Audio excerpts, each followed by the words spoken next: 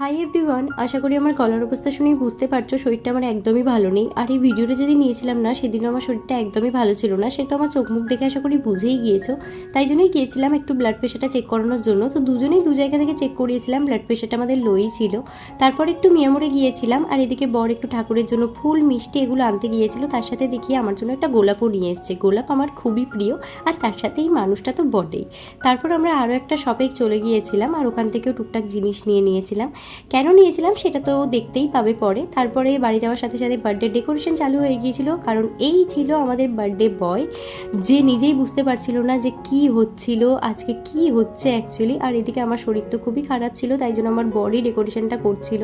আর এদিকে birthday boy তো ঘুমিয়েই গিয়েছিল। আমরা ছোটোখাটো করেই ওর 1 বছরের বার্থডেটা সেলিব্রেশন করেছিলাম, বড় করে করতে পারিনি, আমার শরীরটা খারাপ ছিল তাই। আর এই ছিল আমাদের রান্নার দিদি, যে আমাদের রান্না করতো। এদিকে ওর একটা ফ্রেন্ডও ছিল। তারপর ডিনার করে নিয়েছিলাম। তো বাই।